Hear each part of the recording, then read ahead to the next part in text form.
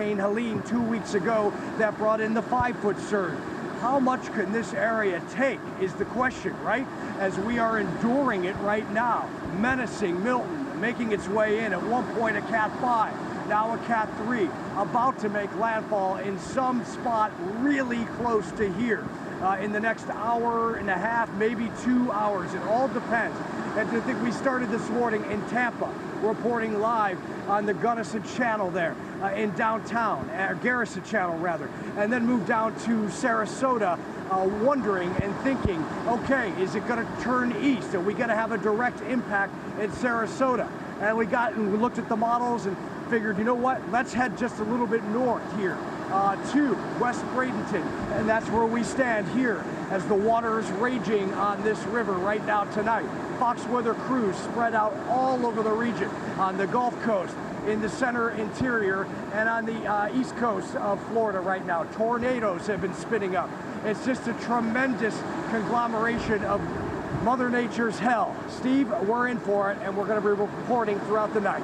Back to you. Robert, please stay safe. I know you will. You gave us some insight about how you're positioning yourself.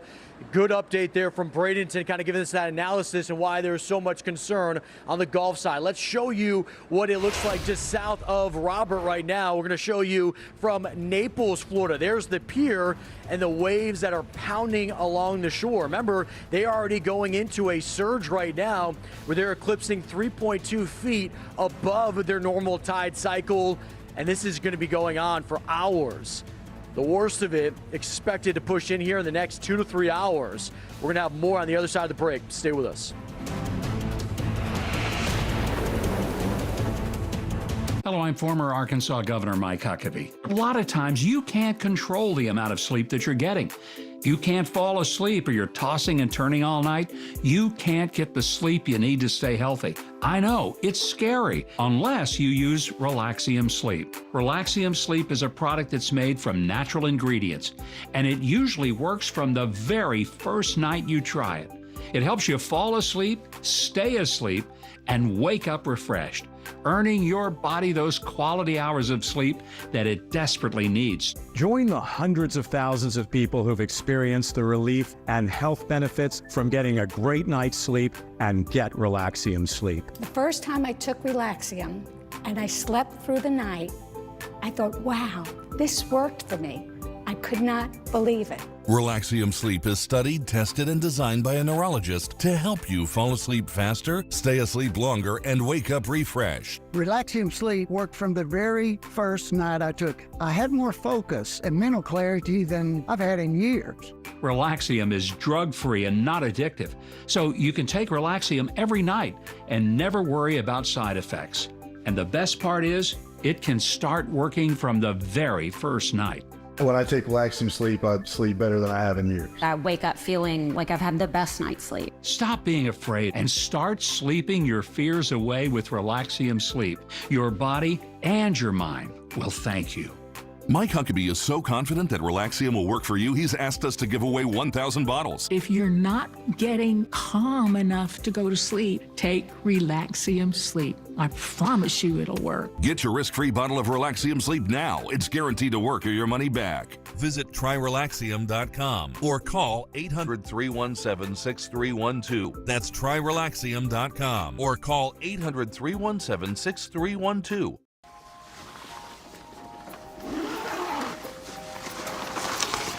How'd it happen? She showed up dead on arrival. This never gets easier. It does when you call CarShield before your car breaks down. Look at these prices. The camshaft, transmission, engine. Don't people know? A plan through CarShield could protect up to 5,000 parts and systems. You hate to see it. An out-of-warranty car is gonna break down eventually. Right, which is why they need a plan through CarShield. Best of all, you'll get access to CarShield's concierge service, who can even help you find a mechanic near you. They're notifying the family. Poor guy, he doesn't even know what's coming. Another victim of senselessly expensive repair bills. Can't save them all. But we can keep trying. Didn't have to end this way. If he'd have just called CarShield before his car broke down. Exactly. CarShield has an A rating with the Better Business Bureau and was voted America's most trusted auto protection company. It's time to call CarShield now. Call 800-230-2334.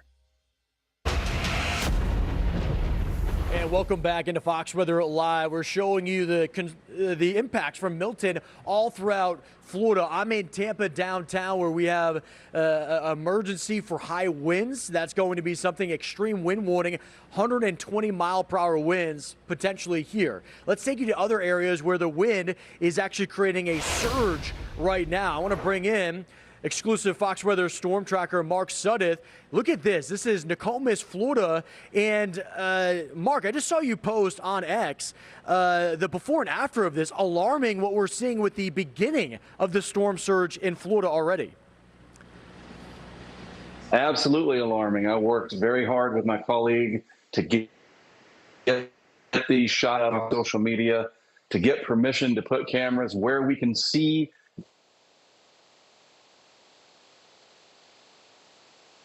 what's dark. We're still going to be able to see because of the night vision of these cameras from Port Charlotte all the way up to Tampa. We've got this covered along with you guys, using the technology when we really need it the most.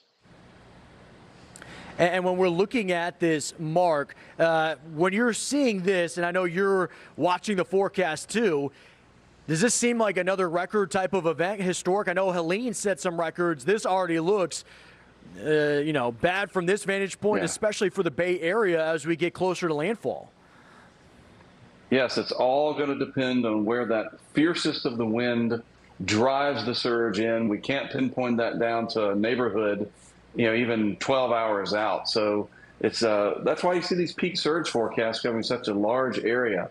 But we think about what we're already seeing in Fort Myers Beach, moving up the west coast of Florida, how the circulation interacts with Tampa Bay. We have not seen anything like this in more than 100 years, and certainly not in modern times. A direct impact from a major hurricane, whether or not the eye goes into Tampa Bay matters not. In the end, these massive impacts that we're seeing, the tornadoes on the east part of Florida, I mean, this is what we talk about when we talk about the totality of a really significant major hurricane coming out of the Gulf, and we're seeing it unfold tonight.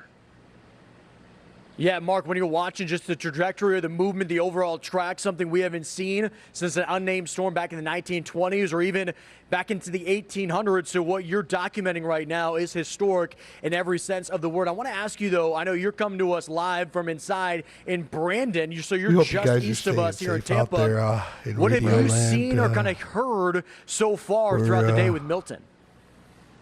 Well, so far, not a lot of people on the road. In fact, when we went into Tampa not too long ago to put a camera on the same spot that we had one for Helene, which of course that documented a significant storm surge just a couple of weeks ago, driving in and around Tampa. The lights are flickering here.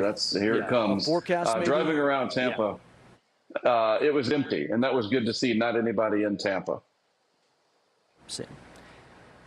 Yeah, Mark, there's limited with the people, but sadly, actually, where I'm at, we just saw an accident about 2 hours ago because of somebody kind of just going and rushing and going through a red light. They slammed right into a fire truck. Thankfully, they're okay. Oh, wow. They were taken to the hospital right away. But it goes to show why you don't want to be out on the roads in these elements. It's always better to take shelter. Exclusive Fox Weather Storm Tracker, Mark Sudduth, thank you for that update. We'll continue to check in with you to look at this surge. I want to talk about Milton in its entirety. We're getting closer and closer to that potential landfall. Where I'm at here in Tampa downtown, the blistering wind comes in on this ebb and flow.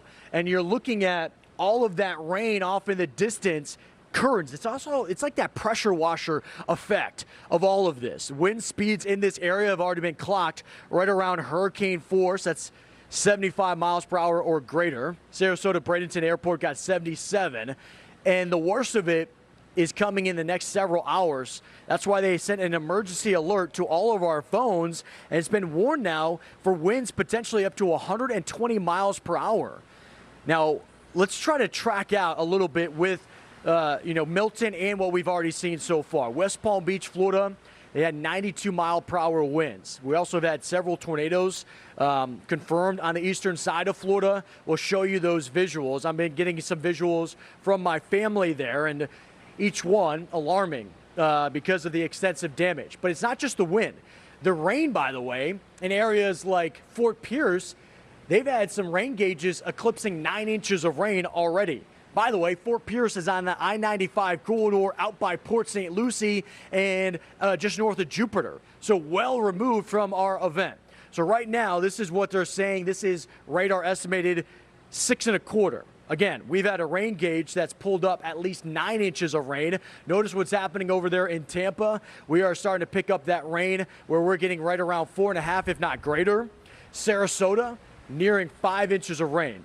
Again, this is all ahead of that northern eye wall that will push in, not only lead to the wind gusts, that's going to be a concern, but notice, where do you see the darker colors? That red to orange, where the rain rate is 3-4 inches, if not greater. That's in that area of the Bay Area, St. Petersburg, Clearwater, Bradenton, Sarasota.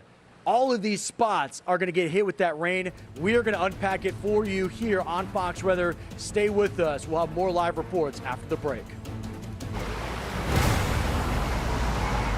I'm Fox Weather meteorologist Ian Oliver. Fox Weather is your Hurricane HQ, and we'll be tracking powerful Hurricane Milton as it makes its way across the Gulf of Mexico, through landfall on Florida's west coast and beyond. Make sure that you keep your phone, your tablet, your laptop fully charged so that you can watch Fox Weather and get the latest updates and alerts even if you lose power. Don't forget, you can get it all by downloading the free Fox Weather app, and you can watch us live. Find out how at foxweather.tv. Always on, always free. Fox Weather is your... This is Poof Litterizer, and it puts an end to litter box stink. Just sprinkle a few tablespoons onto clean litter for a dry and stink-free litter box. Look, this is about the same amount of pee-wee most cats make in a month. But just a few tablespoons of Poof Litterizer sucks up all that wetness and odor and won't let it go. You can't wring it out. You can't squeeze it out. Your litter box never gets a chance to stink. All right. Now give it a smell. Literally smells like nothing. That's crazy. And it makes litter last longer, slashing your litter cost. The Litterizer is a non-toxic, environmentally friendly formula used in top equestrian centers for over a decade to help keep horse stalls clean, dry, and sanitary. Other products claim to reduce litter box odor, but with the Litterizer, your litter box never gets a chance to stink because the Litterizer captures wetness and odor and won't let it go. And the Litterizer makes litter box cleanup a breeze.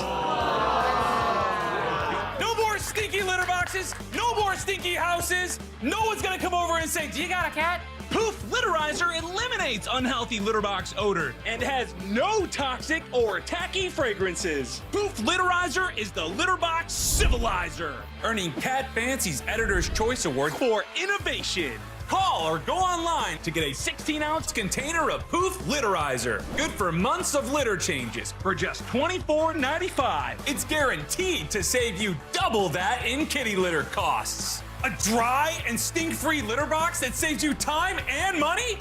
It's a no-brainer! Get Poof Litterizer, the litter box civilizer, for just $24.95. Hi friends, Richard Karn here.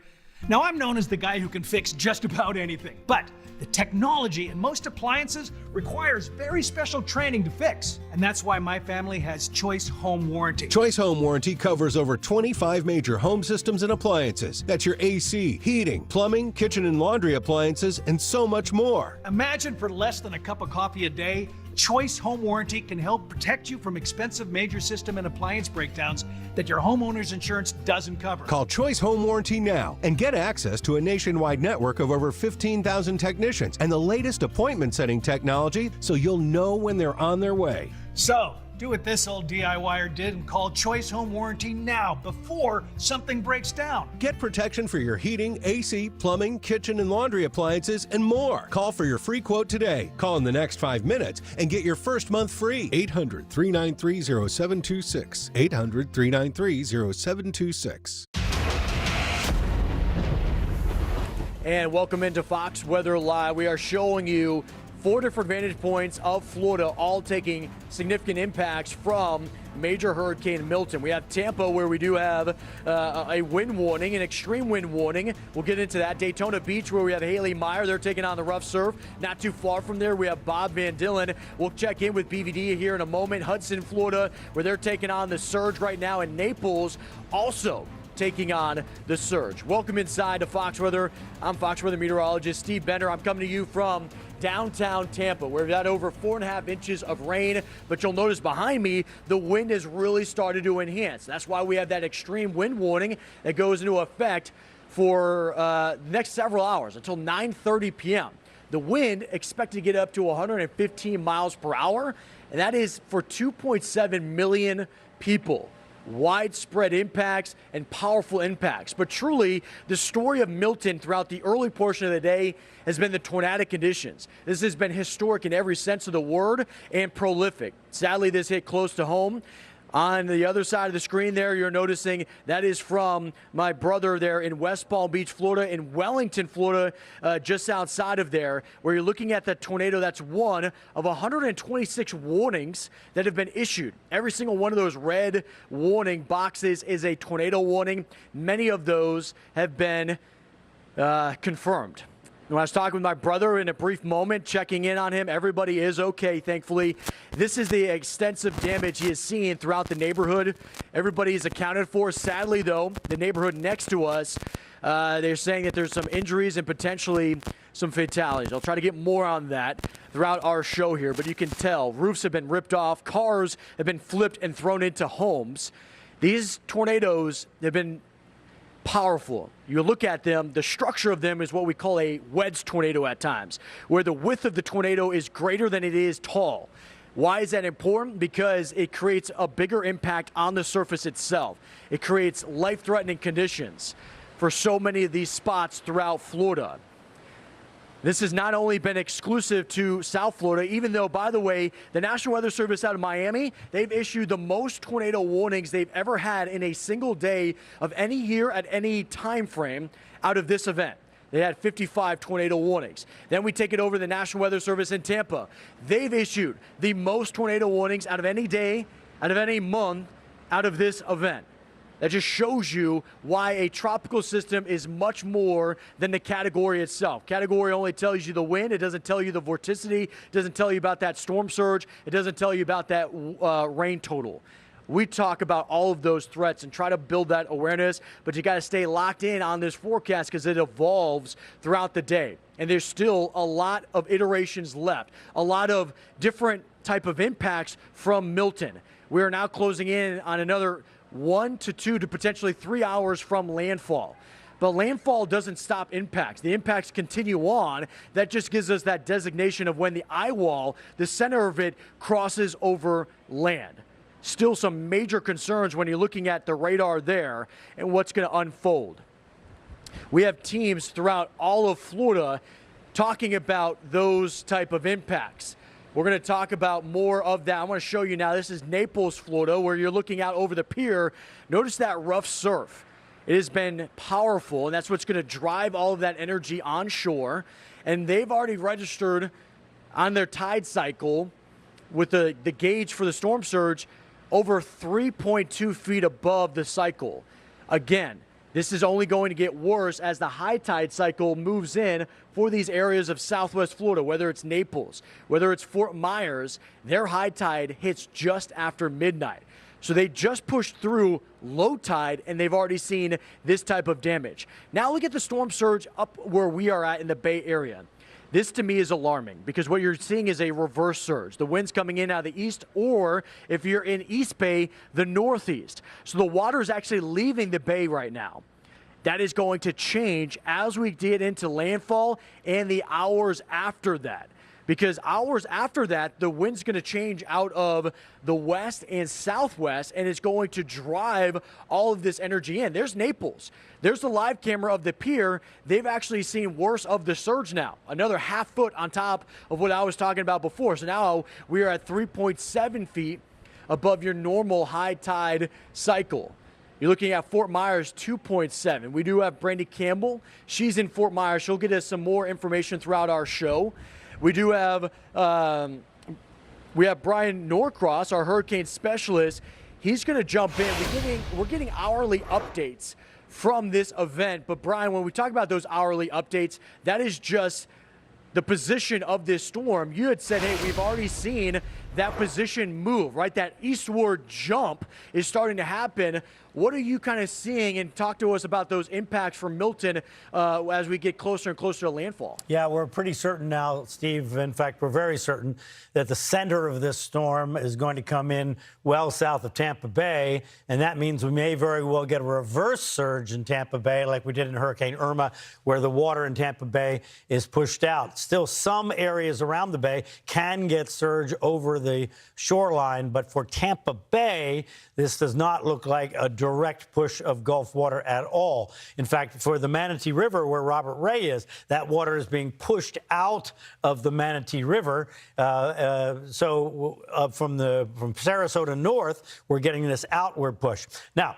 let me show you what's going on as of the update from the Hurricane Center. 120-mile-an-hour winds, peak winds, and the peak winds are in this feature here, that sort of croissant-shaped northern eye wall. You see it right there? And then look at the track from the Hurricane Center. Look at the bend to the right. You can see clearly is heading in the direction for the center of Sarasota. But the bad weather and the bad effects of this storm are going to be in that croissant-shaped red feature to the north. That's that northern eye wall. So this blue kind of box here the National Weather Service put out, that's an extreme wind warning for Pinellas, Hillsborough, Manatee, Sarasota County, and extending inland a bit. That's for the winds up to, say, gusting to 120, 125 miles per hour across the metropolitan area of Tampa, St. Petersburg. Then we have on the other side of it, we have the water coming around like this, and that's pushing the water in toward Venice, Englewood, down to Charlotte Harbor, Punta Gorda, Fort Myers, and Naples. So let's take a look at that. The other thing I wanted to show you is this. This is where the hurricane hunters located the center, plus or minus. Actually, it still had a south wind at that point, so the center was over here just a little bit at that time. And that's the feature that they're tracking there. You see that little circle spinning around there? That's the actual center, because that's the old smaller eye wall. And notice what direction that's going. That's going right in here. So this is going to make landfall, it looks like, right around Sarasota. So this is going to put maximum storm surge down here, Boca Grande, all these areas along near Englewood, Venice Beach, and so forth, and into Fort Myers, although they'll be farther on down the coast. Here's where we are right now, 3.7 feet above normal high tide at Naples is major flood stage. So there is flooding underway there along the coast in Naples and starting to push inland. And the tide is still coming in, and the push from the hurricane is not there yet. Look at the angle that the winds are flowing. When the hurricane gets up here, the winds are going to come like this, and that'll be the maximum push. Looks like that's going to come 9 or 10 o'clock tonight. At Fort Myers, up the river at 2.7 feet above normal high tide, this is going to be flooding initially here into downtown Fort Myers. So a lot going on there. There you see the peak. See, this is the storm surge from the storm pushing it up. There's the normal tide. So we're in a phase here of the tide coming in, although the peak tide is not until after midnight tonight. So we don't deal with peak tide quite, but slowly rising tide here, plus the push of the wind from the storm. So, Steve, I think it's pretty clear that there in Tampa, where you are, you're going to get these very, very strong winds coming in from a generally east, northeast, then east, and then southeast direction, or maybe southeast switching around, and it's going to push the water out of Tampa Bay, and then we'll see about flooding around the interior parts of the bay, but the beaches in Pinellas County look good. Looks like we're not going to have the surge there. That's a good note to have there. With looking at around the Bay Area, the wind, though, is a big concern, and we'll be talking about that through the night ahead. Fox Weather Hurricane Specialist Brian Norcross, thank you for that update. Let's take you now on the ground and show you what it's like just outside of here, about an hour away into Bradenton, Florida. Here's Sarasota right next. That's like the sister city to Bradenton. That's where we find Fox Weather correspondent Robert Ray. And Robert, I mean, we're talking about the Manatee River. I mean, this thing is raging right now. It is remarkable to look at and listen. You know, some of the most important things that I'm seeing out here is the fact that, you know, all of this is brushing right into homes, unfortunately, on that side, which also are containing their power in the distance. I don't know if those people are on generators or what, but we know that power has been lost in some of these areas.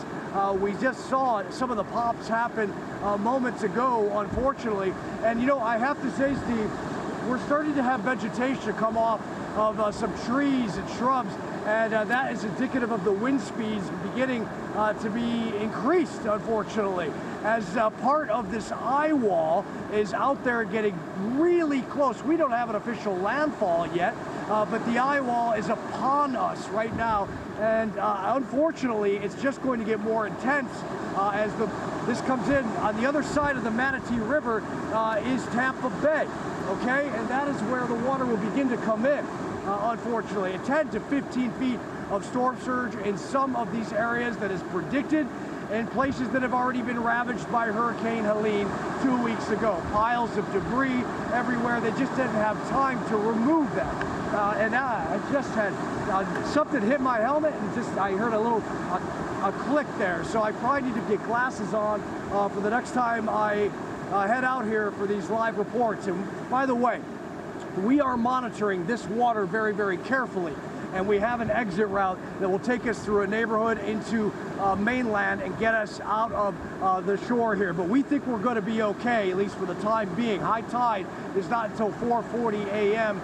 Here, and we will see in the next hour or so a landfall somewhere very close to here. Mass evacuations have been in play. If you haven't evacuated, yeah, it's too late. Hunker down, head on a swivel, and keep focused, because you're going to need that as the rain and the winds kick up and the sound is raging and roaring here. Milton, just malicious. We are taking it here on the Gulf Coast as the entire peninsula of Florida is going to overnight well into the morning. Godspeed, everyone. Everybody in Florida, all the Fox Weather crews, and the first responders. Back to you, Steve. All right, Robert, thank you for that update. Please be safe, my friend. Keep your head on a swivel. I'm going to take it just south of you. We're going to go down into areas of Fort Myers, Florida. That's where we find Fox Weather correspondent Brandy Campbell. And we've talked about that surge. Brandy, I looked at the latest numbers. It's increased by a half foot. Walk us through what you're experiencing there. Yeah, so I mean, just looking behind me, you can see this water just quickly rushing onto land behind me. So, stepping a little bit of water there. So as you can see, the waves coming on shore about 2.5 hours or so ago, it was not this way. The water is actually well below the ledge of where we're standing along the Caloosahatchee River. So just a preview of what is to come. We know we can see up to 6 feet of storm surge here, and I believe Brian mentioned that at this point is at 2.7 feet above the normal high tide. So getting onto the sidewalks and just kind of flowing inland. And while we can't see it from where we're standing here in downtown, there is some flooding along the streets, maybe coming up through the drains as well during this time.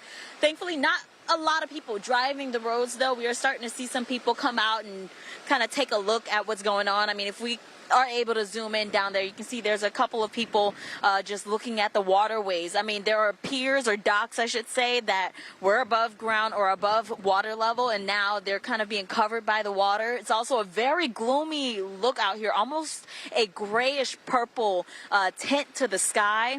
And as you can see, yeah, more folks out here. But at this time, obviously, everybody should be inside taking shelter. But the wind speed's not too hectic at this point. But you have the palm trees that are really giving way throughout this storm so far. If you take a drive throughout the neighborhoods They are everywhere, and these are large ones, so something you got to keep in mind if you are outside. We're keeping our eyes peeled for that too. On top of that, many people have already been deeply impacted by this. We've had tornado damage in some of the neighborhoods here, impacting businesses too. I actually spoke to 2 men earlier whose homes were impacted. I'm talking about roofs already being ripped off, unfortunately. Here's what they had to say about what they've already experienced. I saw when my front door just came inside the house, blew inside the house, you know, and she was just freaking out, man. Let's get the worst damage on this, you know, but at the end of the day, we can be all right, man. So the windows blew out. I knew at that moment, like, something's wrong. All right, and unfortunately, that young man, second man that I spoke to, his cat is missing, so he kind of, you know, felt like, disregard all of this. My cat is missing, and he was trying to stick around and see if the cat might show up, but unfortunately, he felt like his cat might not be alive because it was in the room that was basically sucked away. The roof was gone, and things inside of it was gone. His neighbor even said the water out of the fish tank inside of his home was sucked out of the tank. So it was little things like that, but they're unfortunately going to have to find another place to ride out the storm, guys. Back to you. That's terrifying, Brandon, when you think about that. Your pet's disappearing in this type of storm, and that was early on in this event. We still have a long ways to go. Fox weather correspondent Brandy Campbell, thank you for that update from Fort Myers. We'll continue to check in. For Brandy, it's really about that storm surge that's upon us. I want to show you what's happening all the way down into the Florida Keys. I mean, you look at this surge coming in, and this is just battering along the seawall, spitting up.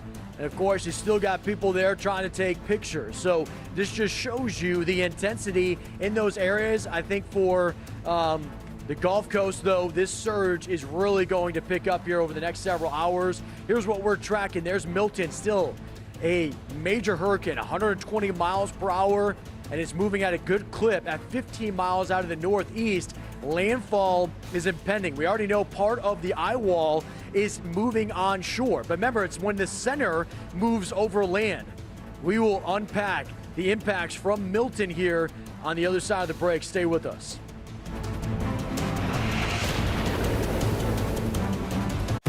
Nearly 1 in 4 U.S. consumers have been a victim of identity theft, even when they did all the right things to protect their personal information.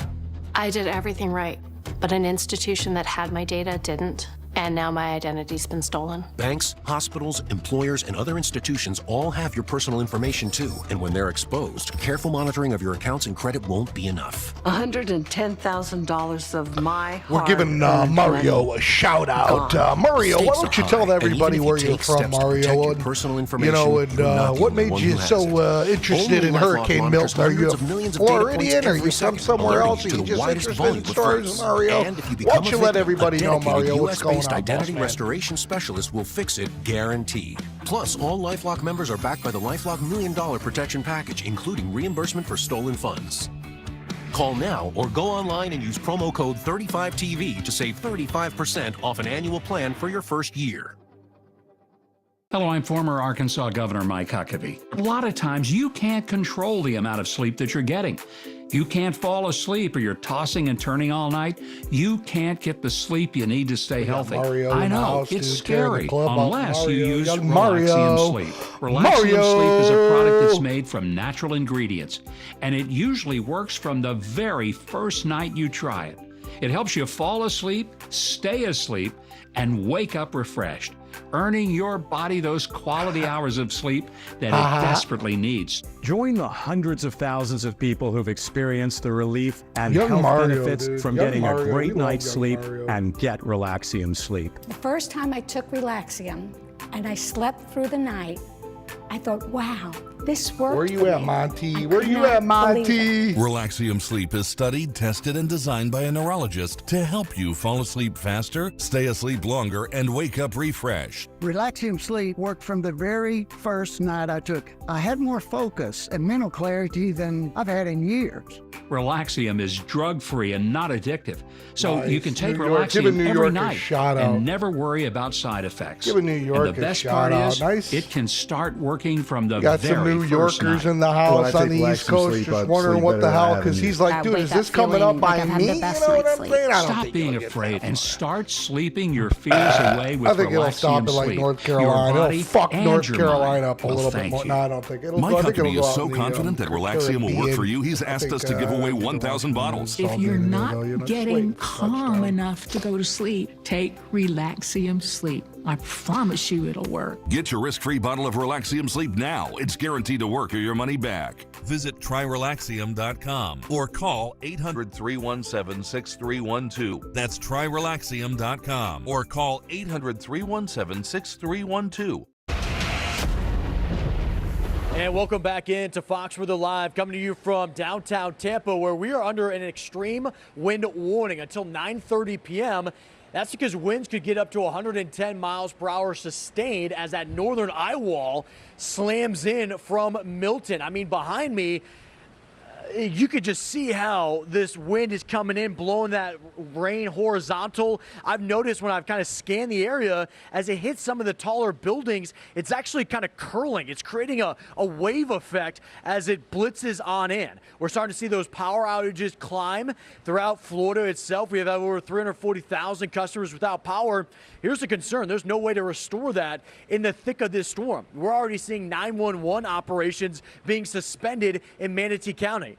That's where Robert Ray is right now in Bradenton. So what does that mean? That means if you are in danger and you need 911, they can't safely come out to respond to you as of right now. Now, we've talked about the wind, what it can do on land. Here's what it does when it hits the water. It creates this storm surge. Notice in areas just south of the bay, we're talking about Anna Maria Island, down towards Bradenton, Sarasota, Lido Key, they're up to 13 feet of storm surge. On the other side, you're looking at this is actually out of our exclusive Fox Weather Storm Tracker Mark Sutton's camera, Nokomis, Florida, where that surge is already coming in. What we're experiencing in the Bay Area is this reverse surge. The winds coming in out of the east and the northeast is allowing the water to retreat out of the bay. It's a very eerie and alarming thing to see. Hopefully nobody's actually witnessing that firsthand, because you don't want to be out in this. But as this moves on shore, makes landfall, the wind direction changes on the backside of the system, that water is going to come rushing back in quickly. Here's where we're already feeling the surge. Whatever they call that shit, you know what I'm 8.8 saying? feet. Then Fort Myers, we just talked with Brady Campbell. Again, the water encroaching on her closer and closer. They're getting close to 3 feet of storm surge right now. And this could heighten as we get closer and closer to all of this. I want to bring it back down on the ground into Bradenton, Florida. That's where we have Fox Weather correspondent Robert Ray. And Robert, I was just seeing in your county, they've suspended 911 operations just because of how treacherous the conditions there are. The winds are strong. I mean, you're under this extreme warning, wind warning along with us. Walk us through what you're seeing there along the Manatee River.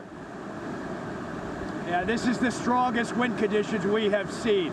And it is sideways rain, obviously, because of the intensity of these wind gusts and sustained winds for that matter. Vegetation off of trees is starting to peel. We are starting to see a degradation in that. Power has gone out. They're as dark as it can be. To my right, to my left, and you see the Manatee River behind me. Maybe you see some of the reflections off of some of the signs that are up in that river. And we are just on the south side of Tampa Bay, the catcher's mitt, as this storm, Milton, is going to make landfall soon. We don't know exactly where, but it will be very, very close to where we are right now positioned. And this Manatee River that is continuing to get flushed, we have not seen surge, thankfully, come up into this area. We're very careful about our exit route as well. But many of these regions that are in the dark with mandatory evacuations on the shorelines, these barrier islands like Bradenton Beach that we reported from all day yesterday with piles of debris still from Hurricane Helene 2 weeks ago. Thankfully, at least according to officials, most people did heed those mandatory evacuations. But right now, these is the most intense conditions that we have gone through the entire evening. And we started in Tampa, went down to Sarasota, and made our way through here. And by far, the heaviest wind gusts that we are experiencing. We know that there's been up to 80-mile-an-hour wind gusts. I assume that we're seeing higher. I'm flanked between two pieces of vegetation right now to try and save us right now so we're not going to get blown off of this ground, and our vehicles are sitting above here on the Manatee River, being lit by the fox-weathered beast.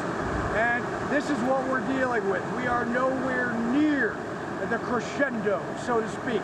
There's going to be landfall, and then there will be some more of the energy that comes through, and it moves all the way inland and onto the other side of the peninsula. We are just getting going, unfortunately, and we can only pray and send positive vibes into the air across the peninsula of Florida that it is not as catastrophic as we have predicted. But there may be situations overnight tonight that first responders will not be able to get to. As you said, they have suspended operations in most spots.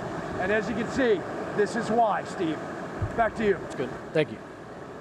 And Robert, thank you for that in-depth reporting, talking about what's happening there along the Gulf Coast. We'll continue to check in with you because we are getting closer and closer to that inevitable landfall here, and you're right into the center of all of that. You can see Robert bracing for all of this. Again, the wind is really starting to bring it. We're going to go north of Robert right now, out towards Madeira Beach, Florida, and bring in Fox Weather Hurricane Specialist. That is Mike Seidel. Mike, every vantage point we've seen, this is really starting to enhance, and it looks like it's really deteriorated for you as well. Yes, indeed, Steve. We're in the eye wall right now on the north side. You can see on the radar where the eye is. It's just off the coast, right along the coast, down in Manatee and Sarasota counties. Up here in Pinellas County, it's all about the wind and the rain on the north side. Even kind of a chill tonight. This is not one of those summer hurricanes where temperatures are in the low 80s. It's down about 74, 75, and we still have the east wind. And that is a good thing because that's going to keep the water out. And as Brian Norcross mentioned, if it does continue its trek in just to our south, we're not going to get the surge that was forecast, thank goodness, on the Pinellas County beaches and up north, because the wind's going to stay offshore until the storm goes by Tampa, and then eventually we'll get a west to southwest wind. But by that point, it's not possible to get those 8 to 12 foot numbers. So at this point, we're looking better and better. We're not out of the woods yet, and certainly not from the rain and wind department. We've now had another inch plus at St. Petersburg Airport between 6 and 7 Eastern. They're now over 8 inches of rain today. We're forecasting 12 to 18 inches. Flood watches are up across a good chunk of the Florida Peninsula, along with that tornado watch till 9, and we'll see where it sets up when they extend it, because they will extend it, the Storm Prediction Center, at 9 Eastern. Right now it covers just about all of the peninsula, with just this howling wind blowing right to the Gulf of Mexico. So right now, the beaches, you can still see them. And we're hoping that holds, and once the storm goes by, Steve, we will get an onshore flow, but at that point, we're going to miss the major push of water like they're seeing south of here, as Robert Ray mentioned, as you go from the areas in Manatee and Sarasota County down towards Fort Myers and Naples. The other thing we've noticed, we did see something flash over there. The power is still on here on the island, but on the beach rather, Madeira Beach, but I did notice that about 7%, at last check, 7% of residents in Pinellas County are without power. That's not bad, 7%. We'll take it. We'll see how things shake out in the next few hours as we keep up with these hurricane force wind gusts. So Steve, right now a positive vibe, a little bit of a positive vibe because of that track for us here in Pinellas County onto the beaches, but we still have to get through the next few hours of the wind and the power outages. And we'll be right here, staying safe. We've got our safe spot if necessary to head inside, but all we've seen blowing so far are some light objects like pieces of cardboard.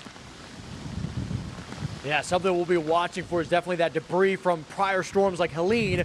Those projectiles, they can be thrown real quick. Fox Weather Storm Specialist Mike Seidel, thank you. It's not just the Gulf side, though. Let's take it to the eastern side of Florida. That's where we find Fox Weather meteorologist Bob Van Dillen. He's in Cocoa Beach. That's if you left here in Orlando, took I-4 about an hour and a half, 2 hours, you'd get there. And Bob, sadly, I was seeing what you were posting on Twitter. I mean, the tornadic conditions really playing out on the eastern side of Florida.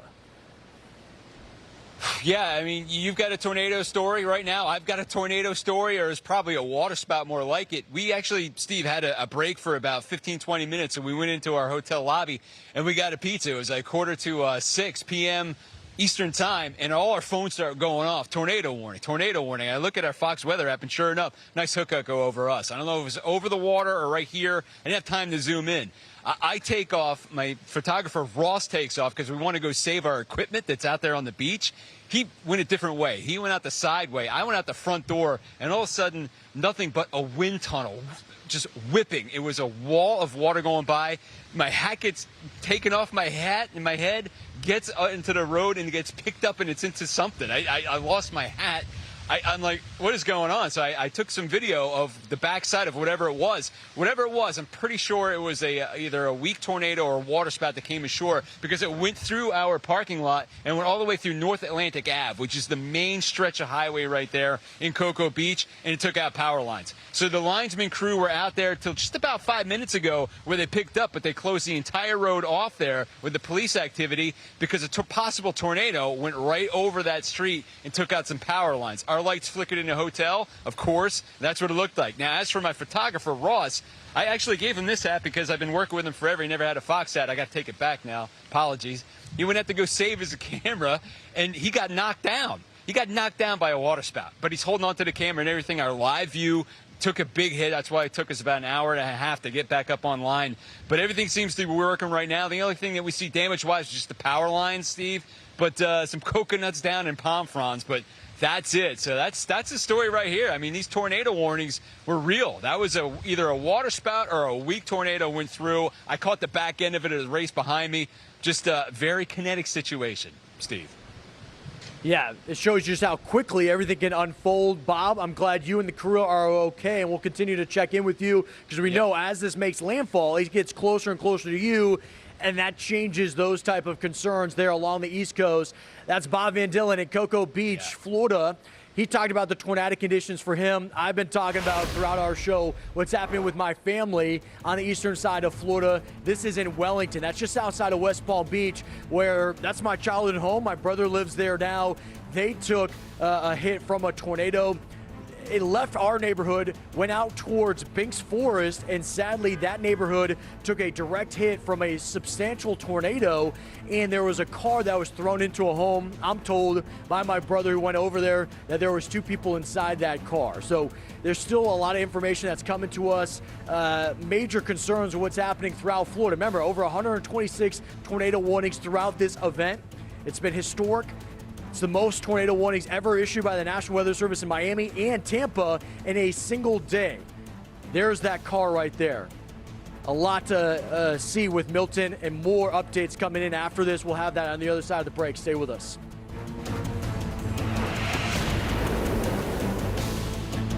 Stay tuned to get an all-new Bell & Howell Bionic Floodlight for 50% off. Last year, over 100 million packages were stolen. Worse yet, over 500,000 homes were broken into. The party's over, porch pirates and prowlers. This is the Bionic Solar Floodlight from Bell & Howell. It showers a massive 1,000-foot area of ultra-bright light all the way from your house to the road or the whole backyard. Plus, it's solar-powered, so it's free to operate. When prowlers approach, the motion sensors activate and BAM! They go bye-bye. Plus, it expands your outdoor living space, making yards, patios, and walkways brighter. This next-generation solar-powered light features 120 high-intensity LED bulbs on 3 separate adjustable panels, delivering multi-directional light. It installs in seconds anywhere. No wires. Or stake it in the ground and customize the panels anywhere you want light. Look, your lights are too weak. But watch. Bam! That's Bionic light power. Check out the difference before and after. Which home looks safer to you? The Bionic Floodlight is the ultimate security light standing guard up to 25 feet, keeping your family safer. And no more critters getting in your trash. Now there's plenty of light to scare them away. It'll light up your life when you pull into a bright driveway and enjoy more outdoor living space with bright, beautiful light. Folks, the Bionic Floodlight delivers safety and style. Look at this yard before and after. It's a night and day difference. Some outdoor solar lights sell for over $150, but you can get the Bionic solar floodlight from trusted Bell & Howell for just $29.99. And we'll even ship it to you free. Order right now and get a second Bionic floodlight at 50% off. And it all comes with our Bell & Howell 5-year warranty. The demand has been huge, so don't wait or you can miss out. Order right now. To order, call 1-800-236-3091 or go to bionicfloodlight.com. So call 1-800-236-3091. That's 1-800-236-3091 or order online at bionicfloodlight.com. It's time to add some extra steps to your day. Introducing Ellipse, the premium quality automatic seated exerciser that strengthens legs, increases mobility, and boosts circulation without physical strain or impact. It's the easiest exercise you will ever do. Ellipse fits perfectly under my desk, and it is so quiet that none of my coworkers even know I'm using it. Strengthen and tone your legs. Increase your mobility, flexibility, and balance. Plus, stimulate healthy circulation. The only thing on the road faster than a race car are rising car repair costs. But with Endurance, you'll never pay for covered car repairs again. Just 2 claims saved us over $1,700. If I didn't have Endurance, I would have paid over $7,000 out of pocket to repair my vehicle. So make the call. Find out how much you could save with Endurance. Call right now to get $300 off any plan. Call 1-833-415-8600 now. And welcome back in here to Fox Weather. We are in downtown Tampa where we're under an extreme wind warning. That means winds up to 110 miles per hour sustained. We've already got a gust just outside of here in Sarasota up to 90 miles an hour. We have the northern portion of the eye wall that is moved onshore. Remember, for official landfall, the center of the eye has to move over land. That would be classified. We are closing in very soon on that. Of course, we will get to that throughout our show. It's not just the Gulf side of Florida, though. The eastern side of Florida, they have been taking rounds and rounds of potent bands, and everything has been packed in. Heavy rain, damaging winds, and even tornadic conditions. I want to get out to Fox Weather meteorologist Haley Meyer. She's in Daytona Beach, and Haley, when we think of Daytona Beach, we think about the shore, right? The coast has been eroded away with prior storms. That is a big concern. What have you experienced throughout the day so far with Milton? Well, currently, Steve, it's been the wind that's continuing to pick up. Peak wind gust here in Daytona out of the day, 47 miles per hour. So we're not at 90 miles an hour like they are out on the East Coast, but it's definitely gusty enough. My hat flew off a few times. A couple palm leaves were out into the street, but that's about it. Now, the worst of the wind still expected a little bit later today. We are also in the lowest of our tides at this point. We're about to climb into high tide. High tide expected to be around 1 in the morning. And so that's when the storm surge concern becomes a bigger threat, especially with the earlier arrival of Milton expected for the east coast of Florida. That would then put it in Daytona, potentially coupled up with high tide. We do have a storm surge warning here, and that would go if we do have about 5 feet. That's the max storm surge that we are predicting. But as you mentioned, coastal erosion is a very big problem here. Now, where I'm standing, this is near all of the hotels, a lot of hotels this way. But immediately down towards myself, we have Daytona Beach Shores, and that was a community hit incredibly hard from Ian and Nicole, both of those storms back in 2022. Now, Ian aided in the coastal erosion, but no major failures of property, but Nicole actually dealt that fine.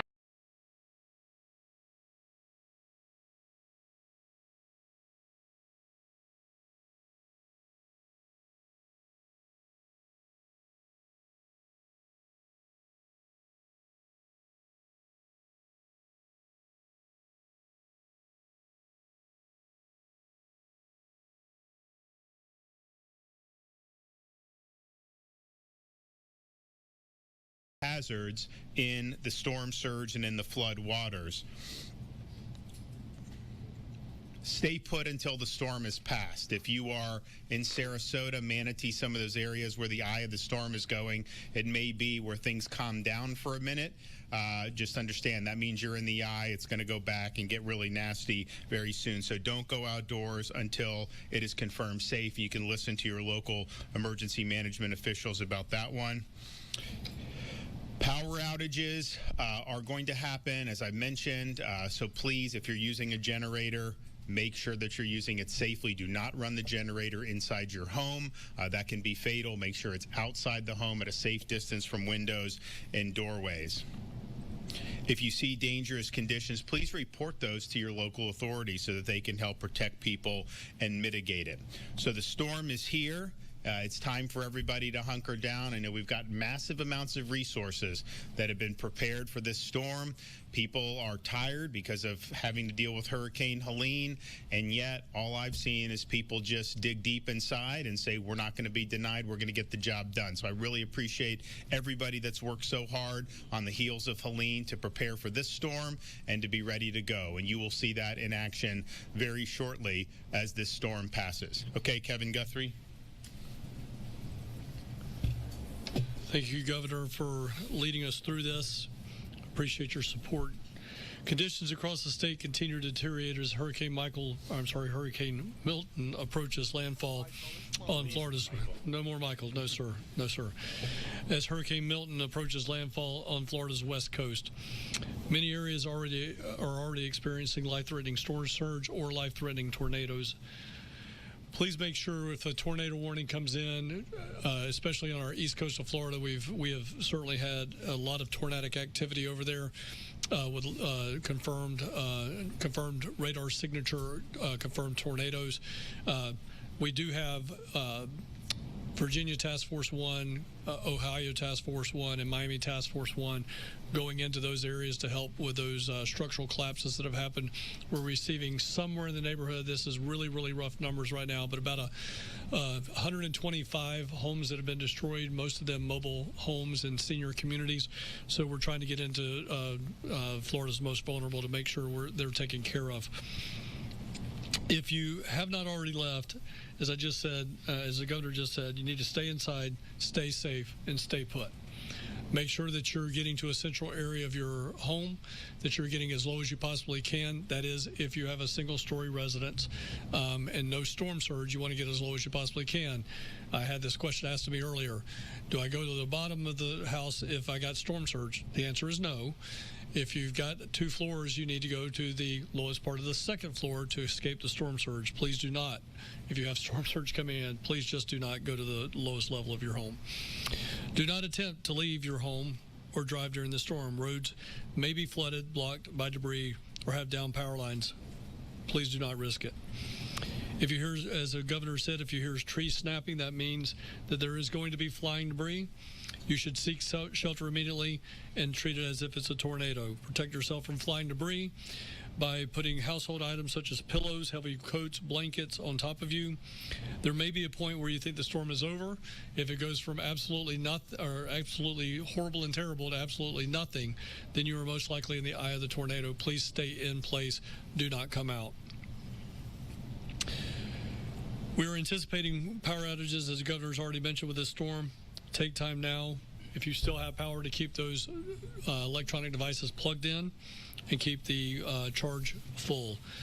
If you lose power and are going to use a generator for backup power, please use it safely. You've heard the governor and myself say this. Keep it 20 feet away from the doors and windows of your home.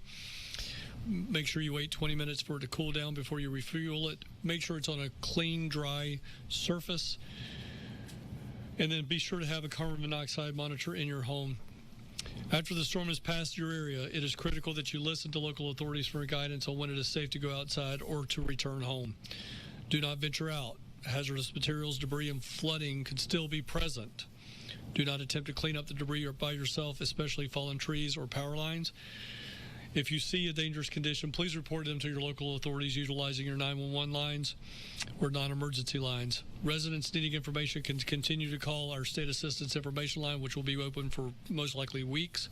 That number is 1-800-342-3557. That's 1-800-342-3557. Please follow the agency on X and Instagram at FLSERT and on Facebook at FDEM. That is the best way to go and catch up on latest up-to-date information from the division. If you do not have access to that, but you have access to the internet, please make sure you go to floridadisaster.org/updates. Floridians, we are with you. We will be with you. The state of Florida is leading the way on this charge.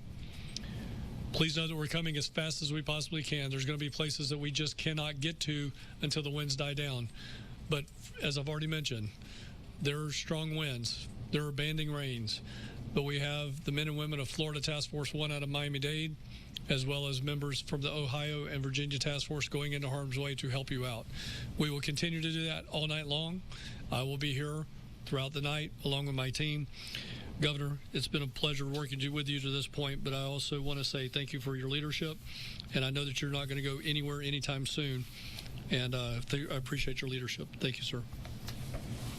So we are staged with massive amounts of search and rescue assets, not just with the cities and counties and their considerable resources, all the state assets for our state agencies and National Guard, as well as urban search and rescue teams. And so we will be ready to help people who are in harm's way, and hopefully we don't have a lot. I know a lot of people did heed the call to leave, but that will be a priority to save lives. We also have a record number of people there for the restoration of power. These linemen, people love seeing the linemen coming in on the interstate. It's a great sight. They will get to work, get their power resumed as quick as possible. And then we have massive amounts of fuel on standby that we can use, but we also want to make sure these ports get up and running. I mean, we'll see what the damage is to Manatee and to Tampa. We have been discussing, and Kevin and his team have been discussing with our federal partners like the Army Corps and some of these agencies, some expectations about getting these ports back. And I think there's a difference between kind of Florida expectations, which is like we get this stuff done quick, and maybe how the federal bureaucracies have typically worked. But I think that we have had very good conversations. I think there is a sense of urgency with some of the federal agencies as well, but we want to get these ports back open as quickly as possible. We're going to have to assess some damage. Now, the track of this storm, the fact that it is Sarasota, perhaps the Port of Tampa is not going to take a major hit like it would have if it was a direct impact, but we'll see.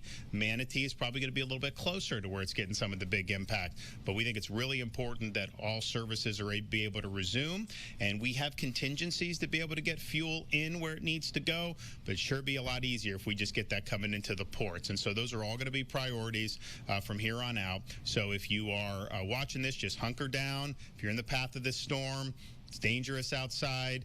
There's going to be a lot of hazards. Even when it passes, if there's floodwaters, be very careful about any of that. Help is on the way. We're going to get everyone back, get everyone up on their feet again, and we'll mitigate the damage as best we can.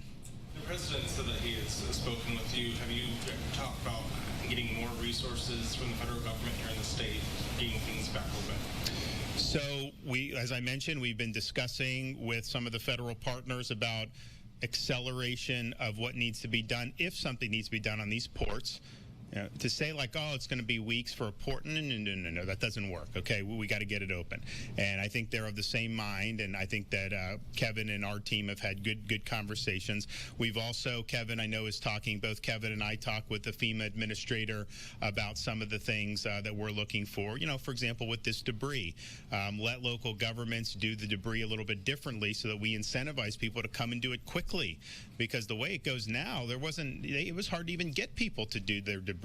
You had them going other ways. It just didn't make economic sense for doing that. And a lot of the debris takes like 6 months to do, and that's just kind of been the standard. I think we showed by surging our resources, which is really unprecedented, you know, we knocked out a lot of debris in like 72 hours. So we want to have a debris where there's incentives to do it and do it quickly.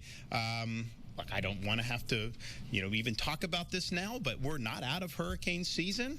There is the possibility of another storm brewing, and it's going to come into the Gulf. It's possible. I hope it doesn't happen. But so we want to be able to have them with contractors and have them have things working with the FEMA reimbursements that make sense. And I think Kevin, I think Administrator Criswell has been very receptive to that, because it does. It just makes sense.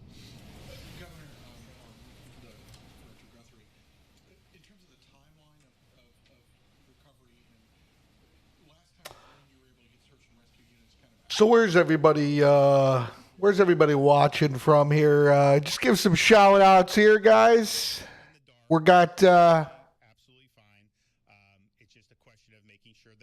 Hurricane Milton coming in, dude. About to make landfall here, dude. We're reporting it live here, folks. We're giving it to you live from Cape Coral. Zone A, Zone B. Half the properties in Zone A, half the properties in Zone B. It don't matter. Both were evacuated. Nobody's supposed to be here, dude. We're fucking in an undisclosed location in Cape Coral. Zone A, Zone B. That's the only thing I'm giving to you. Just let's let everybody know where's everybody watching from. We got 5 people in the building here, dude. Where's everybody watching from here? But I thought we didn't get hit with Dorian, but it was coming, so we prepared. I thought maybe we were 50 with Dorian. We didn't. We reached in the 40s. We did 40,000s for Ian in the 40s. This is the first time we've crossed 50, and so I think that's good. I think there's a lot of people that are excited about going to work. I know Floridians really appreciate these guys when they get out there. And if you look, the fact that it's going Sarasota across, that's heavy Florida Power and Light territory. You know, those guys are a well-oiled machine at this. They do a really good job. A lot of their infrastructure handles the storms very well. And so a lot of times when you're talking about power restoration, if you have the people there and you go quick, you can potentially reconnect. You hear that? Well-oiled, guys. Thing is blown out. It's a well-oiled machine, baby. It takes longer. My sense is that if it's a lot of FPL stuff, their infrastructure probably is going to be able to weather a lot of this. So they'll have to do some reconnects, but maybe not a full rebuild. Fort Myers Beach for Hurricane Ian was FPL, and they honestly could have gotten the power back on very quickly. It was too dangerous to hook it up because of the homes with the storm surge, but their substations actually did pretty good. So I think it remains to be seen with that. Now, in terms of the search and rescue personnel, I'd like nothing better than to be here tomorrow night telling you we're sending all of it back to the States. I would love that, to say, you know what? We did whatever we needed to do, just like Helene, and then 24 hours later, it was fine. Thank you, and you guys go back home. We would love to do that. I'm hoping that we're not going to need them to be long, but it's just going to depend on what the damage is. So we'll see. I mean, look, these storms, it's like how many, what population. You be safe out there too, guys. Kimberly, I think that's how east into Sarasota County. I don't know where they're going to say the landfall was. Maybe Venice, from what I'm looking on the radar. Maybe middle Sarasota County. But if it cuts across from there, there's a lot of rural areas. Whereas if it would have gone into Tampa Bay and rode up I-4, that's like millions and millions of people. I do think north of the storm, there's a lot of precipitation. I think you're going to see inland flooding in central Florida, north central Florida. I think you're going to see storm surge in northeast Florida, places like Daytona Beach, Flagler Beach, St. Johns County. I think you will see that coming on the backside of the storm. So we'll see how all that shakes out. But bottom line is we have the resources amassed. We'll use all that we need. But yes, I hope I can just send a bunch of them home to say, we got the job done. And FHP posted a video earlier today of a dog chained to a fence. They went and rescued it. Do you know what's happening with that dog? I mean, first of all, what kind of an animal would just leave a dog chained to a pole in the middle of a hurricane? I mean, it's just unbelievable that somebody would do that. And so I'm thankful for the FHP folks out of Tampa for rescuing the dog. They did bring it to the vet. The dog has a clean bill of health. And who knows, maybe we'll do some adoption, put the dog up for adoption, and we can have some people in Florida come and compete for it and take it. But, it's just like, I mean, people do a lot of dumb things, but you just see that. And so I hope they find the person who did it. And that person should have the book thrown at him. We've got very good laws in Florida against animal cruelty. These dogs, we've got dogs that are going to be helping in the storm. These police working dogs, they're great. They're great canines. So we don't have tolerance for that in Florida. I thought it was outrageous that somebody would do that. Governor, can you talk about the size of the storm and what people should expect from the wind fields, how wide the eye is, or anything like that as it comes on shore? So it's interesting. I think the storm did deteriorate because of the wind shear. I mean, we were here, what, 24 hours ago, and it was 180 miles an hour. And no one thought it was going to come ashore at that. But I think a lot of people thought it was going to come ashore as a pretty strong 4. And it ended up coming as basically a mid-level 3. Now, it doesn't mean there's not storm surge. It doesn't mean there's not hazards. There is. It's a serious, serious storm. But in terms of some of the damage that we're going to see from wind, there just is a big difference between 140, 150, and 120. We saw it with Hurricane Ian, which was basically a Category 5. I think it may have landed just a tick below. Of course, we saw it with Hurricane Michael, which was a Category 5. As you get into the 120 range, 115 range, still hazardous, can still do a lot of damage. But Florida buildings in particular, new ones, they're going to be able to withstand that for sure. And so I think that likely, look, I'm cautiously optimistic that with the Florida building code that you're going to do. Now, the storm surge is a different story, and we've had storms that, Hurricane Michael was not necessarily known for being massive storm surge, even though it was like a tornado and it obliterated so many structures. And then there have been other storms that have been Cat 3 that produced massive storm surge. So I think it's too early to tell on that, but I think the fact that whether it was the shear or whatever happened, the fact that it did weaken before it made landfall is going to be benefit to us compared to what we were looking at 24 hours ago. But regardless of the winds from the storm directly, we've already seen probably more tornado watches than I've ever seen. I was talking to people, do you ever remember? No one remembers ever seeing this many tornado warnings that have been done. So that spun off a lot of tornadoes. And you have them, it's not like, yeah, there was Fort Myers, but there was Palm Beach, there was Port St. Lucie. I mean, it was all over the state. So that is a hazard for sure. And I think we're likely to continue to see those throughout tonight. Have you seen the tornadoes from FEMA about the declaration, or about the incentives for debris removal crews to get more of them coming in here? So, as the governor said, he and I had a conversation today with Deanne Criswell. She's actually coming in here tonight at some point in time when weather permits to be with us tomorrow. But I will say she said that we were on the right track. She felt like that was a very good idea to get some type of incentive for individuals to come here. Maybe, again, incentivizing people from maybe west of the Mississippi, west of the Ohio River, so we're not competing against people that are in North Carolina. But again, we talked about Yeah, so let me just hop in here and say I'm in Cape Coral, I'm in Zone A, and I'm in Zone B. I know the storm hasn't even got, but what I want you guys to know, what I want everybody to take note of, is they were talking about this warm front. You know what I'm saying? They were talking about this warm front slowing this bitch down. So as I'm looking outside there right now, a lot of that water that was coming in from the, a lot of that rain coming in from Milton, a lot of that was just picked up and just carried away to another area. It's pretty dry out there. As you can see from the camera, it's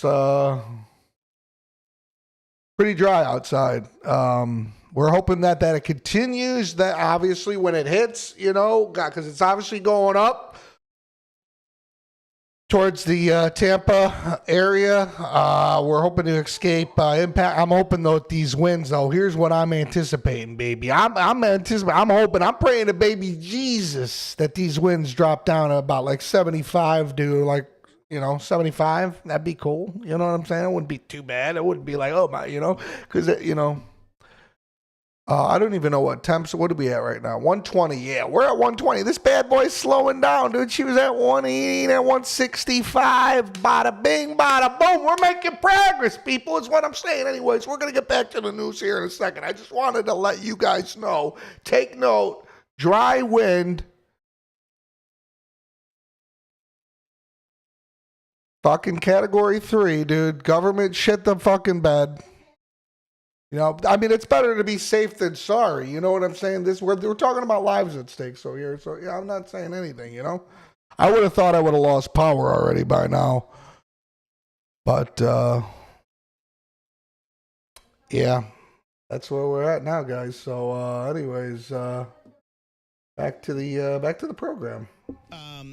And I would never think that we would be able to say that government would do better than private. But when we took all our trucks, they're all over the state doing all this stuff at the normal course of business, and we said, okay, this is a hazard. Let's do emergency 24/7. And they were going, and they picked up 3,000 plus loads of debris on Anna Maria Island, on Madeira Beach, all these places, and then brought them to this landfill. As I said, this is a local responsibility. I don't think the state can be in the business of cleaning up everybody's debris. First of all, we just are too big of a state. I mean, there's no way a state government can do that.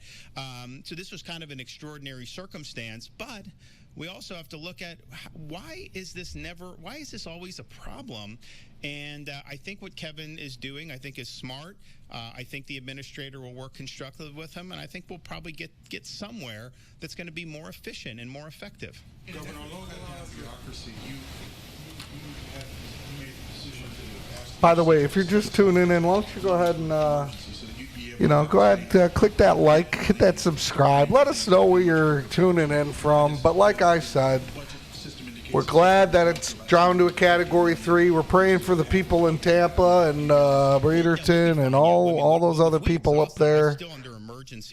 Everybody up north, everybody in this guy's path. But, Probably be a 90-10 storm, you think? Or we're going to ask for it. Yeah, so we'll end up asking for 90-10 I don't for a know. lot of this stuff. And it just takes a while. It's better to be safe than sorry. But, I thought I would have lost power by now, but apparently I didn't. We have what we do. And look, when you deal with these storms, Stay tuned.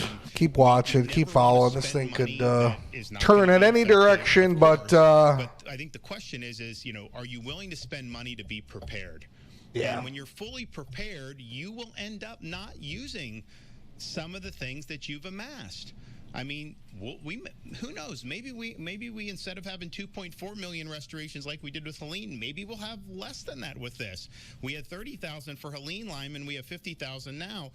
Was that bad that we had? No, it wasn't. We've had other things staged. We had fuel staged for Helene. We didn't have to use any of it. The gas stations were fine. We have fuel staged now. We may need to do it. And so these are things we look at contingencies, what could potentially happen, plan for the contingencies. And when you plan for it, you do got to spend some money to execute these contracts. But if you don't end up having to do it, I would much rather do that than be in a situation where, like, we have no gas in the state or we don't have enough people to hook up people's power. And it does cost when we do the mutual aid, when we bring in the linemen. The state is responsible for some of those costs. Monte, dude. I thought Monte was like some French guy from like Montreal or some shit, dude. Monte, dude. Monte from Wisconsin. I know Monte from Wisconsin. And the state gets moving again. Go ahead, you're watching Monte from Wisconsin. Glad you're tuning in. We're staying safe here. We're trying to stay dry. If shit hits the fan, we got a plan to go inside the closet with no windows and put the suitcase against the wall of the door. That's what we're gonna be doing. But we're on the 3rd floor. I ain't worried about nothing. Ain't worried about nothing. Ain't worried about nothing. Ain't worried about. This building was built in 2022. I ain't worried about nothing. 100 unit. I ain't worried about nothing. The hotline or 911 to call search and rescue. What should those families and those individuals do? So the enhanced or next gen 911 system that is in place throughout the country, it's overseen by the Department of Management Services, but at the same time, the mechanics of it is if a county goes down, if a county cannot receive those 911 calls, it's going to roll over to another county. So there is a redundancy that is numerous layers deep that will end up getting that 911 call. When that 911 address pops up on a dispatcher screen, it's actually going to tell them where the home service is at. So it will say, for instance, just say for grins and giggles, it's Punta Gorda. It's answered in Hendry County. It'll show up Punta Gorda. So the people in Hendry County know automatically, okay, I'm actually receiving a call from another area. There's something wrong.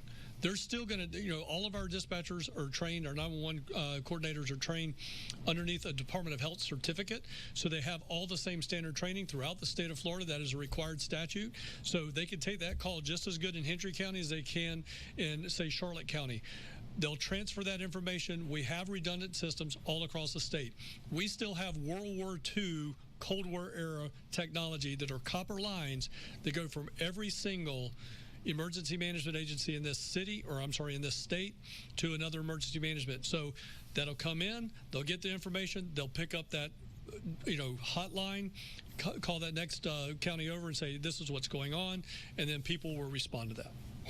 Well, also, I mean, I think what you've seen in past is there is the redundancy, but then if someone does need to be, I mean, if there's 10 feet of storm surge somewhere, you go rescue, and then they'll, like our boats, like they'll go around and check on people, they'll do all that. So you're going to see a massive effort as soon as it's safe to do so to check in the areas that were the hardest hit by surge if there's anybody in distress, because someone may not be able to call. Now, even if the 911's working, they may not be able to do that. And if you see somebody that's sitting on their roof, someone's going to go and pick them up. I mean, that's just how we roll. For the tornadoes, Director Guthrie mentioned about 125 structures that were destroyed. Does the state have any confirmed fatalities from those tornadoes? Not yet. I think that there's some injuries. I don't think we can rule out fatalities, but we don't have any confirmed yet. Does the state have a number on how many people are in county shelters or those state supplemented shelters? So I appreciate the question. I did a 5:15 call where we were getting some real-time numbers updated. I'm going to say it's probably close to 100,000. We had a lot of counties that their numbers went up exponentially. Earlier today, we put 31,000 out there. But like, for instance, Hillsborough reported a couple of maxed out. Pinellas reported a couple of maxed out. But every county that reported something maxed out still said, even though it was a single shelter, still said they had plenty of capacity in their system. So we're nowhere near capacity that we have, which was well over 220,000 beds as of our earlier briefing today. But I would estimate it's probably around 100,000 and maybe growing. And I think and it makes sense that it grew a lot today because the storm wasn't expected to hit until tonight. So you don't need to be there. Like a lot of people, why would you be there on a Tuesday night? They'll just go Wednesday morning. So we anticipated that would happen. We have capacity. I think when you're talking about storm surge on these barrier islands, a lot of those folks have the wherewithal and the means to be able to go somewhere else, hotel, family, friends. And so they're probably not the prime candidates that are going to go to shelter. I think a shelter is a lot of times some of the elderly, some of the people that may not have as much means, and that's there for them. And I think people have utilized it well. Okay, thanks so much.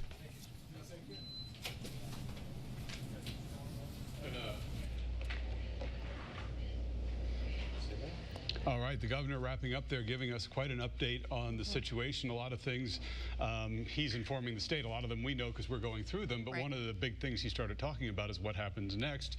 One of the examples is 156 bridge inspectors ready to go tomorrow. And we have enough bridges around here that will need to be checked.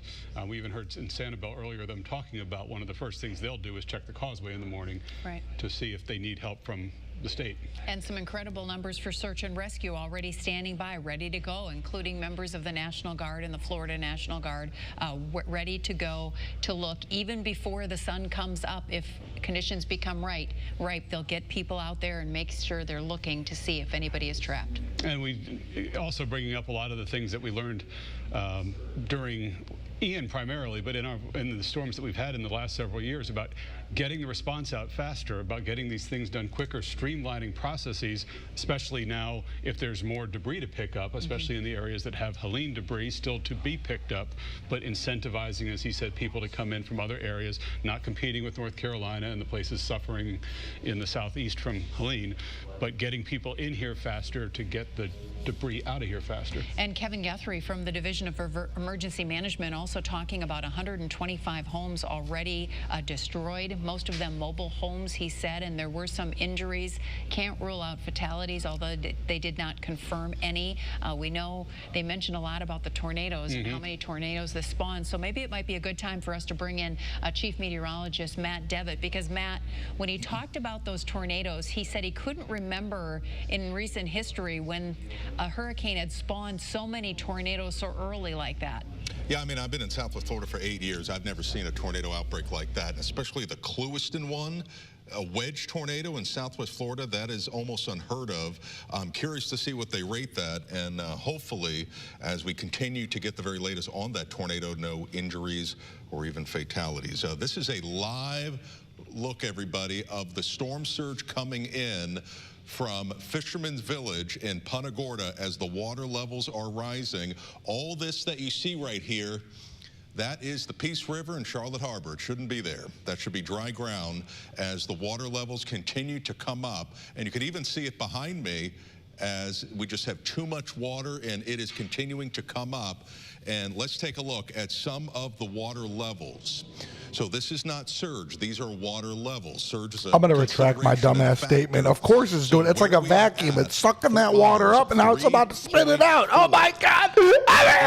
No, seriously, all right. I'm joking. Just retracting my statement from earlier. Apologize. 5.1 is what we had with Helene, so we'll have to watch that.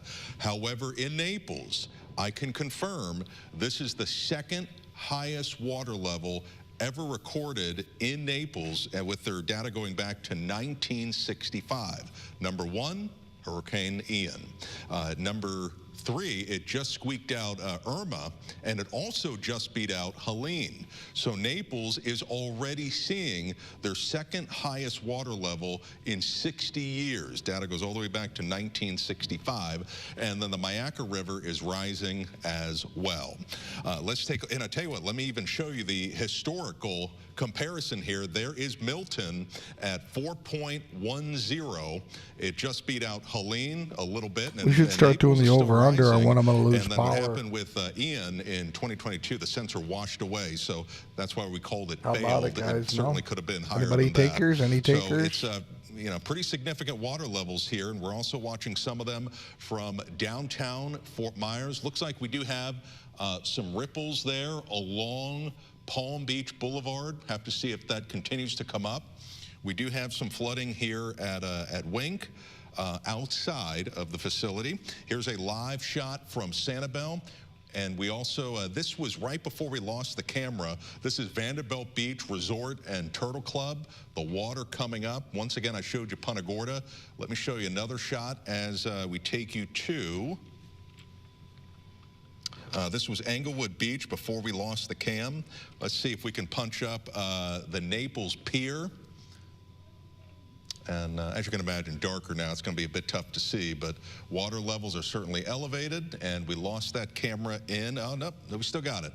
And we'll have to see this nighttime camera, how much it encroaches on the grass. This is in southeast Cape Coral. There's the specific on the top left-hand portion of your screen. So we'll have to see how much that does come up as we go throughout the next several hours. So let's get you an update on Milton. We'll get you caught up to speed. It's almost approaching its landfall. It's a Category 3, winds of 120, pressures at 954 millibars as it's pushing to the east-northeast at 15. The shear did its thing as expected, but it's still going to be impactful. You know, at least we're not dealing with a Category 5, but still a major hurricane Category 3 with life-threatening storm surge. All the water level rising, all the water levels are rising. We have sensors at all these spots: Peace River, Shell Creek, Mayaca River, there's Venice, and then as we take you into Lee County, from even the Franklin Lock, Matlacha, Boca Grande, St. James City, Sanibel, all spots are rising. Now this is going to be important by later on tonight, because then we can tell you, have we plateaued and are we going down? That's what we're going to be excited to hear. But for now, it's a different story. They're all going up. And that includes Naples, Marco Island. Again, I want to give you an update here. That is now at 4.1. That just shows you how quickly the water levels have been rising. So here is the very latest on the storm. And we are essentially seeing not the heaviest of rain or the maximum wind, but we're seeing that maximum surge on the southern side. And it's getting very close to landfall here. And it looks like it will be very close, very likely a maybe northern half of Sarasota County. Let's take a look at the velocity to see how strong the wind is. And here's some of the wind right now pushing onshore near Hillsborough County, Tampa Bay. I believe they have an extreme wind warning right now in effect, and here's the reason why. Some of the wind right now, for reference, if you've ever been on the Sunshine Skyway Bridge, my wife hates driving on that one. Can you imagine winds right now on the top of the Sunshine Skyway Bridge, right now maxed out at 106 miles an hour, just above the surface. It's getting close to the radar, so we have a pretty good take on some of the wind, and it's clocking over 100 miles an hour around the Sunshine Skyway Bridge. Let's take you into Southwest Florida. We have some winds that are being indicated in Sarasota County, upwards of, it's going to be analyzed here shortly, 81 miles an hour. We also have 73. We do have a wobble tracker. This should be an update as far as where it has come from, where it's heading, and you can definitely extrapolate here that this is likely going to make landfall in northern Sarasota County. So Tampa Bay dodges a bullet with the storm surge element, so that was going to be a big concern for them. I've actually heard multiple reports that the water's getting sucked out of Tampa Bay, and that's very typical when you're on the northern side. Wind's coming in from the land, it's pushing it out, but for us, it's coming in from the different direction. We also do have quite a bit of wave height action offshore. Here's a look at the analysis, and some of the waves have been upwards of 15, 20, even 25 feet near the core of this storm as it is working its way through. For some peace of mind, we talked about the tornadoes. The tornado threat is going down. So we are going to be later tonight, especially after midnight, very gradually, that threat will start to lower. The very latest up, looks like we lost some sensors here. Englewood's not at 2, I can guarantee that. Punta Gorda's at 79. Port Charlotte, 72, also had a potential gust to 79 in Arcadia, and 66 for Sanibel. So we are rocking and rolling out there with some of these wind gusts. Let me update and show you the power outages situation. If you are listening to me on radio, we are showing you the current power outages. If you have lost power, you're not able to watch TV, and you're listening to my voice on Wink and some of our local radio stations. The number of power outages right now approaching about 80,000. We have 4 grand in Collier, 33,000 without power in Lee County, about 10,000 in Charlotte, and 26,000 across areas of Sarasota County. Here's a very preliminary short list of some of the highest wind that we